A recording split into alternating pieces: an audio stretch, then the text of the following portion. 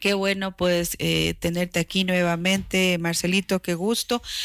Nosotros pues tú sabes la coyuntura política como está la situación del día de ayer. Hemos dedicado casi más de una hora a hacer un análisis acerca de esta situación. No sé si podríamos empezar.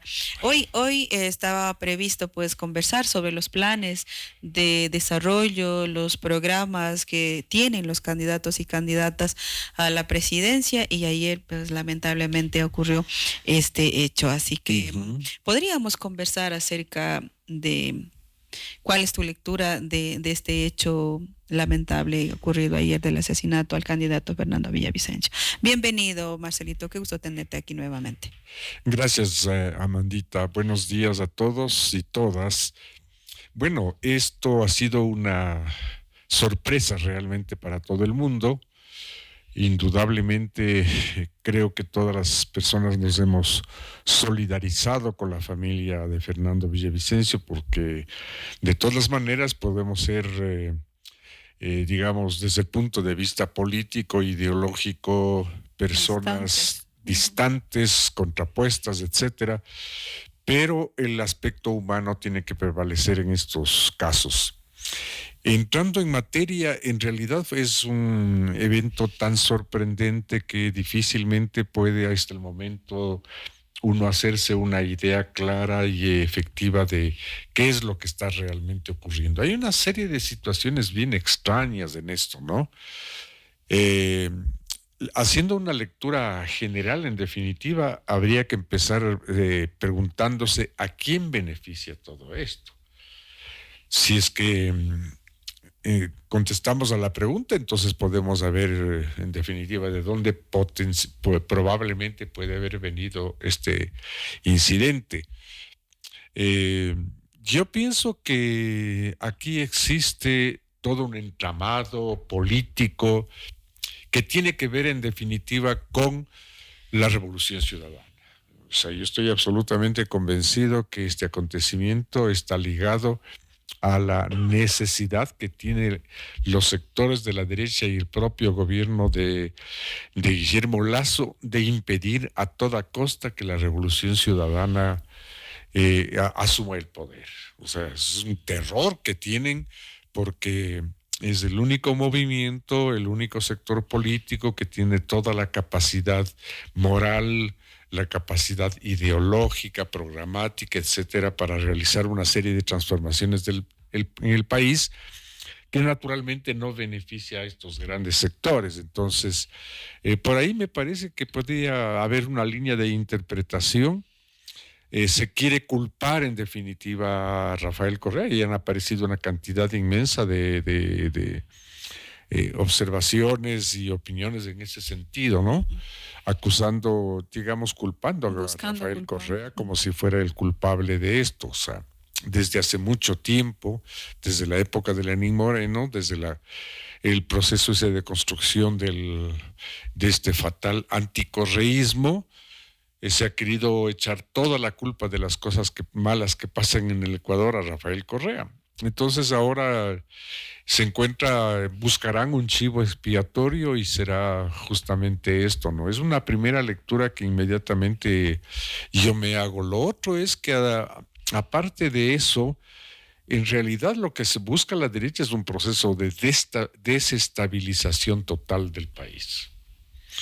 Como digo, a la derecha no le interesa en absoluto el proceso por donde se está caminando, la consolidación de sus intereses en el marco nacional e internacional, porque no es solamente del Ecuador, eh, toda esta corriente antidemocrática, sino a nivel general. Entonces, lo que se trata en definitiva es de sembrar el caos, crear las condiciones para establecer un tipo de dictadura, alguna cosa por el estilo, y en definitiva, o sea, es un golpe a la democracia. Esto es un golpe a la democracia, Esto es producto de sectores antidemocráticos que no les interesa en absoluto que funcione la democracia, y eso se ha visto incluso con otros acontecimientos anteriores. En fin, hay toda una corriente conservadora antidemocrática a nivel latinoamericano. Y violenta, ¿no? Y violenta, por supuesto, ya porque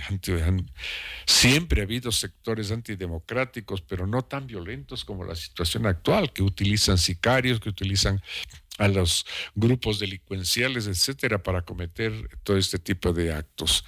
Entonces yo creo que hay que estar alertas, porque en definitiva es un golpe contra la democracia y un llamado de alerta, en definitiva, para que todo el mundo esté, digamos, dispuesto a defender lo que hemos ganado en términos de la democracia, ¿no?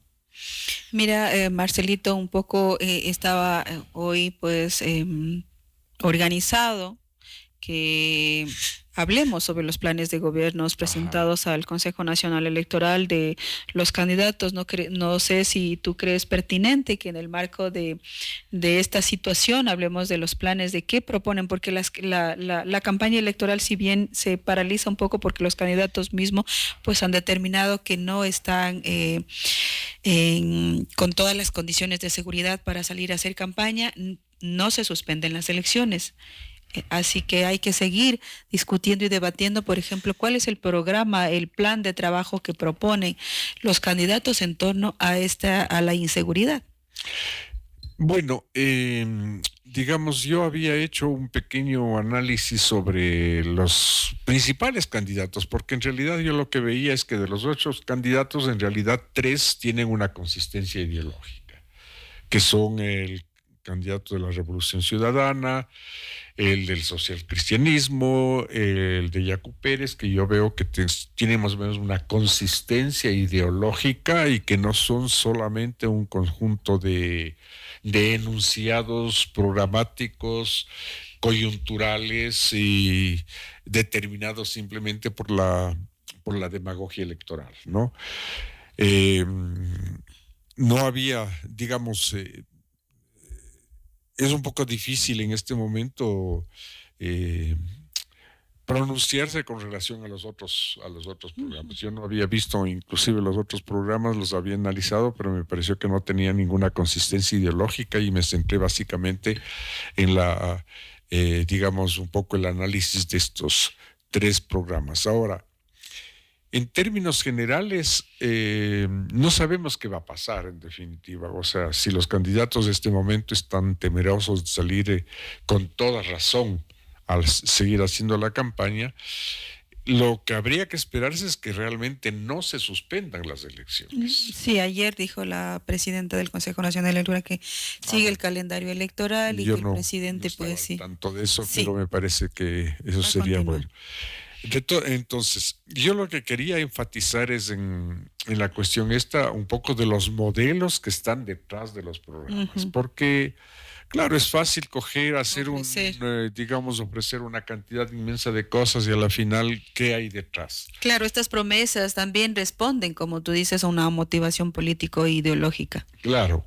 Entonces, por ejemplo, en el caso tú hablabas de inseguridad. Probablemente quien se ha abanderado más del tema de la seguridad es Jean Todt, ¿no? Por su imagen, por los pronunciamientos que ha hecho, etcétera. Pero viendo un poco detenidamente su plan de gobierno, él específicamente señala al principio que él adhiere a la economía social de mercado, lo cual es un poco extraño. Bueno, no es extraño, realmente no es extraño, porque el Partido Social Cristiano, con Nebot a la cabeza, adhirió de manera explícita a este modelo de la economía social de mercado en 2007. Recuerdo que hubo un debate precisamente en aquel año con Rafael Correa, que en aquel entonces defendía la tesis del socialismo del siglo XXI. y Nebot planteaba o defendía la tesis o el modelo de la economía social de mercado. Ahora, resulta que, bueno, sí, la economía social de mercado es un modelo en definitiva que se implantó en Europa a partir de la Segunda Guerra Mundial con el propósito de establecer una reconstrucción de Europa devastada por la guerra. Y en ese sentido se dio énfasis, por ejemplo, al protagonismo del Estado para la inversión, etcétera, y se minimizó por parte de esta ideología o de este modelo, se minimizó la presencia del mercado. Y más bien hubo una crítica a la presencia del mercado y un resurgir un poco de la potenciación del Estado y de la obra pública, en definitiva, ¿no? De tal manera que este modelo vino a neutralizar de alguna forma lo que en aquel entonces todavía era un germen del neoliberalismo que acentúa el papel del individuo, ¿no? Si esto es así, claro, en esa época, cuando surgió este modelo, era un modelo muy progresista, indudablemente, ¿no? Y luego fue retomado por sectores progresistas de América Latina que impulsaron precisamente todo un proceso de inversión, sobre todo los gobiernos que en el siglo XXI asumieron el poder a partir digamos, de este paraguas del socialismo del siglo XXI. Ellos asumieron un poco la tesis esa porque el socialismo del siglo XXI era un modelo también que no estaba de acuerdo con la estatización radical que planteaba el modelo del socialismo tradicional. Según tú, hay dos modelos, ¿no? Según tu análisis, dices que hay un modelo que está como que prevalece y le da más fuerza al mercado. Así es. Y que hay otro que va a consolidar la democracia, se va a reinstitucionalizar, que es el otro programa, ¿no? Un poco efectivamente. Más progresista. Sí, esos son los dos extremos, ¿no? O sea, el mercado como el eje fundamental alrededor del cual giran las actividades económicas y el funcionamiento del Estado, ¿no? Esta es una tesis realmente del neoliberalismo y ha habido mucha polémica frente a eso, ¿no? Últimamente, un poco en América Latina, sobre todo, con el surgimiento de los gobiernos progresistas a partir del inicio del siglo XXI con Hugo Chávez, etcétera, hubo un resurgir de digamos, hubo una crítica tenaz a la postura radical del neoliberalismo y más bien se ha ido acentuando los aspectos sociales y los aspectos humanistas, digamos, de la política, de tal manera que la función del Estado tiene que estar organizada no en torno al mercado, sino en torno justamente a la satisfacción de las necesidades y a la construcción de la democracia. Entonces, en el caso de Topic, aparentemente adhiere a la economía social de mercado, pero en su programa hay puntos específicos en los cuales él lo que hace es insistir sobre todo en la inversión privada y en la inversión extranjera, etcétera, y critica indudablemente pues el rol del Estado, en fin, lo que me hace pensar que en teoría adhiere a la economía social de mercado, pero en la práctica él está sosteniendo un modelo neoliberal. Entonces, Jean Topic representa la tendencia más extrema, más de derecha, diría yo, de todo el espectro político de los 8 candidatos. Y claro, se nota claramente además en la campaña electoral. Yo he visto campañas millonarias. Realmente de Jean Topic hay campañas millonarias. Yo no veo generalmente las noticias. Y yo veo, cuando veo películas, etcétera. Se me atraviesa la publicidad. Pero en YouTube la publicidad Sí. de Jean Topic es una cosa impresionante. Uh-huh. Es impresionante. Y además la utilización de los espacios públicos para los carteles de Jean Topic es una cosa... todo el país está plagado. Entonces es una campaña realmente millonaria. Es una campaña... yo no sé de dónde sale el dinero, digo yo. Uh-huh. No me consta para dar una opinión sobre eso, pero es una campaña millonaria, ¿no? Lo cual está, digamos, en consonancia con las ideas y con la radicalización del pensamiento de Jean Topic hacia el neoliberalismo, ¿no? Entonces sería un poco la extrema derecha. ¿Y el candidato Otto? Otto no, yo veo que no pinta mucho. O sea, aparte de eso, realmente el plan de gobierno del candidato Otto es un plan que está muy superficial. O sea, es una serie de ofrecimientos como el resto de los candidatos que no, es difícil identificar detrás de ese tipo de ofrecimientos que son en gran parte demagógicos, incumplibles, etcétera. Es bastante difícil identificar qué es lo que está detrás. Yo me inclinaría a pensar por algunas manifestaciones que es otro de los candidatos que también, bueno, es un candidato que está definitivamente en la derecha. Si es, digamos, cuán fuerte sea su postura neoliberal, un poco difícil decirlo a partir de los documentos que ha presentado. Pero en todo caso no es un plan que realmente merezca la pena analizarse profundamente porque no tiene ningún condubio, en definitiva, ¿ya? El otro Pérez. Claro, el candidato Yacu Pérez es una cosa medio especial porque es la alianza de los sectores que tradicionalmente se han autodenominado de izquierda y que apoyaron a Guillermo Lasso. Ahí está una fracción del Partido Socialista Ecuatoriano, una fracción que es la que ha llevado permanentemente la batuta y que solamente en el gobierno de Lasso, digamos un poco como quien dice, se desenmascaró. Está el movimiento, lo que antiguamente se llamaba el Movimiento Popular Democrático y después pasó a llamarse Izquierda Unida, que es el brazo electoral del Unidad Popular, famoso Partido Comunista Marxista-Leninista del Ecuador, ¿ya?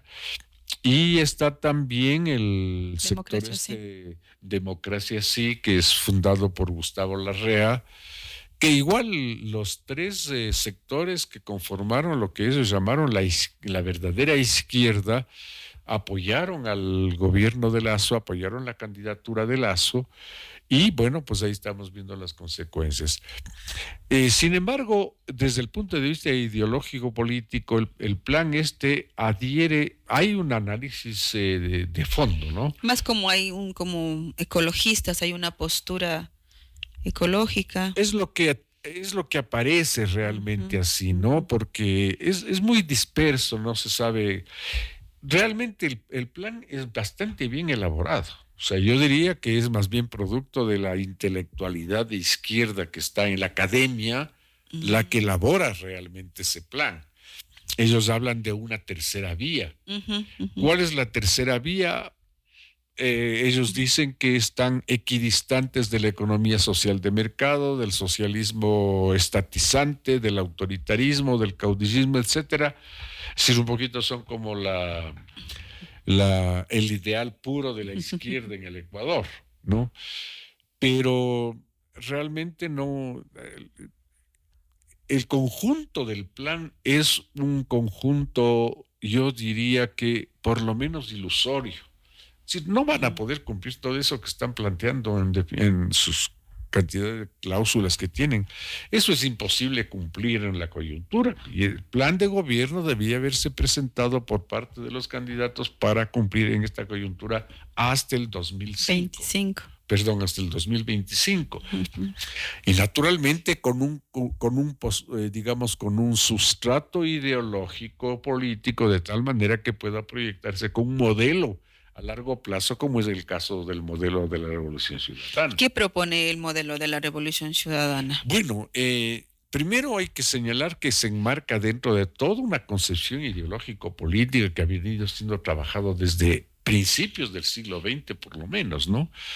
La Revolución Ciudadana siempre planteó una postura, yo diría, equidistante entre el socialismo tradicional y las posturas extremas. asigna al Estado un rol fundamental, ¿no? Que es el rol que le ha quitado el neoliberalismo para dárselo a la empresa privada. Este rol del Estado es fundamental porque la única manera de lograr ir construyendo un proceso democrático que sirva a las grandes mayorías es precisamente a través de la rectoría del Estado. Lo que estamos viendo ahora. ¿Qué pasa con el tema de la seguridad? El tema de la seguridad atraviesa por la inexistencia de una autoridad, la inexistencia del Estado como tal, que ha dejado libre a la libertad de los grupos delincuenciales la población. O sea, no hay presencia del Estado en muchos sectores y en aquellos en donde prolifera la delincuencia, el narcotráfico, etcétera. El Estado ha hecho mutis por el foro.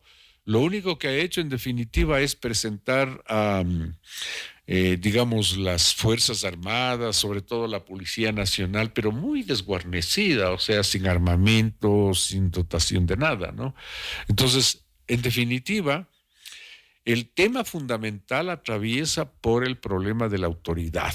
Si no hay autoridad en un Estado, si no hay presencia del Estado, el territorio, en definitiva, queda a merced de los enemigos del Estado y, en este caso, a merced de la delincuencia. Y en el marco de ese programa navega la Revolución Ciudadana con la presencia del Estado, por supuesto, la institucionalidad. Por supuesto, una de las críticas que se le ha hecho a Rafael Correa es que es autoritario. No, yo no creo que haya sido autoritario. Lo que pasa es que realmente ha puesto en su lugar las cosas, ha ejercido una verdadera autoridad, y entonces, claro, frente a la autoridad y la organización del Estado, digamos, todos los enemigos del Estado, los enemigos de la sociedad, indudablemente retroceden. Cuando hay presencia del Estado, pues hay autoridad, entonces hay quien haga frente a la... ¿Y eso crees que representa el binomio de Luisa González y Andrés Arauz? Yo creo que eso justamente lo que representa. O sea, ellos no están... Yo no veo que el plan haga una serie de ofrecimientos demagógicos en términos de hacer carreteras, en términos no. De obra. Lo que ellos están planteando es un proceso de reestructuración del Estado que ha venido a menos en los últimos años, y por lo tanto es importante plantear todo un conjunto de transformaciones legales que constituyen la base y el sedimento de las transformaciones estructurales del Estado. O sea, si no tienes una base legal, si no tienes una base constitucional sólida, fuerte, difícilmente puedes llevar adelante todo un proyecto. Entonces, en lo que la Revolución Ciudadana plantea en este momento es justamente eso, ¿no? Fortalecer la institucionalidad del Estado y digamos, emplear este primer tramo en el proceso de recuperación del Estado y de la sociedad. Lo que hacen es, en definitiva, enfatizar en el tema relacionado con la legislación. O sea, una serie de leyes que permitan justamente recuperar el rol del Estado, leyes que permitan, de alguna manera, sentar las bases para que el Ejecutivo pueda realizar todas las transformaciones que son necesarias a un plazo largo. Es decir, ahora tenemos el tiempo, año y medio, para hacer de la Asamblea Nacional el eje fundamental alrededor del cual plantear las bases principales para la reconstrucción de la sociedad, de la economía, etcétera. Entonces, yo veo que por ahí fundamentalmente va el asunto, porque en la Revolución Ciudadana existe una ideología de fondo que es absolutamente claro, que, digamos, con diferentes nombres, es lo que se llama ahora el modelo de la sociedad del buen vivir. Uh-huh. Muchos teóricos, etcétera, han discutido sobre esto y han reflexionado y sistematizado la experiencia, además, la experiencia concreta en torno a este modelo de la sociedad del buen vivir, que es un modelo absolutamente opuesto al neoliberalismo y también es un modelo opuesto al socialismo tradicional, que es un socialismo estatizante, enemigo del mercado, Y Rafael Correa, con frecuencia, siempre en sus discursos señalaba que no se trata de eliminar el mercado, sino de ponerlo al servicio de la sociedad.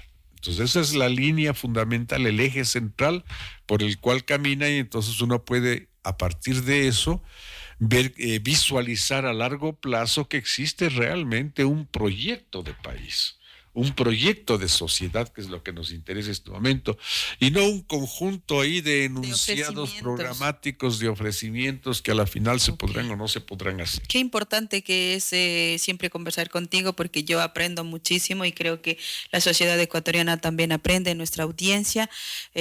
Son privilegiados prácticamente de que estemos todos los jueves contigo, porque entendemos que más allá de los ofrecimientos y de las promesas que hagan cada uno de los candidatos, hay que entender detrás de ellos cuál es la ideología política o a qué modelo responden, y creo que tú lo dejaste bastante claro, pero vemos que el modelo neoliberal ya no tiene como mucha cabida dentro de los ecuatorianos, sí. Porque vemos con todas estas cifras de las encuestas, pues que la gente lo que está prefiriendo pues es un estado de bienestar, del buen vivir. Veamos cómo estos 10 días se va a desarrollar la campaña, que en este momento pues prácticamente los candidatos han suspendido, pero el Consejo Nacional Electoral dice que sí se llevará a cabo las elecciones. Así que muchísimas gracias, y qué pertinente pues tu análisis siempre cada jueves que nos acompañas y colaboras con Radio Medio Mundo 91.5. Muy amable. Gracias, Amanda, gracias a todos. Sí, para mí es realmente un placer el poder comunicar, el poder conversar sobre estos temas tan importantes que a veces no se les da mucha atención. A veces nos quedamos un poco por las ramas y no vamos al tronco y a las raíces, ¿no? Y hay que procurar precisamente ver detrás del discurso cuál es el verdadero pensamiento, porque eso es lo único que nos puede permitir orientarnos en nuestra acción política. Muchísimas gracias, Marcelito.